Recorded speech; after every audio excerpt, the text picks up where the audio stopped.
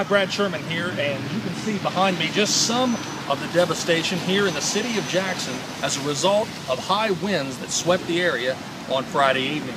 As you can see, this tree hit a power line, knocking most of the residents around here out of power. With wind gusts reportedly up to 75 miles per hour, Jackson was one of many communities in southern Ohio ravaged by the windstorm. It left behind downed trees, widespread power outages, destroyed property, and just a mess to clean up. Most of the city was without power for quite some time after the storm had passed, playing havoc with traffic.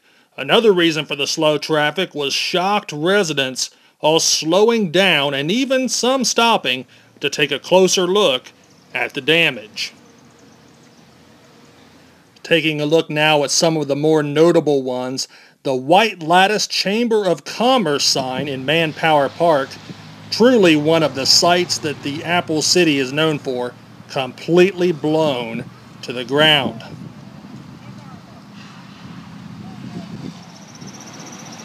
The Ponderosa sign, it once stood high atop the popular restaurant.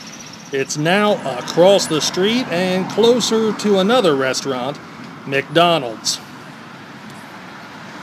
As you can see from this shot, the sign traveled quite a distance from Ponderosa. And Howler Field, home of the Jackson Ironman baseball team, the wind appeared to catch hold of the advertising banners that once adorned the fence and tore it from its poles, and you can see it there lying on the ground. Some folks had just minor damages, a few lost shingles or a knocked over bush in their backyard. Others had much bigger problems to deal with, like entire trees in their front yards.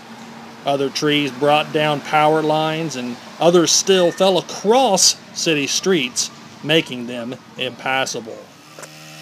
Crews were out in full force trying to get a handle on the situation, cleaning up the trees and trying to get power restored to its customers, but it may be some time before this entire mess is cleaned up.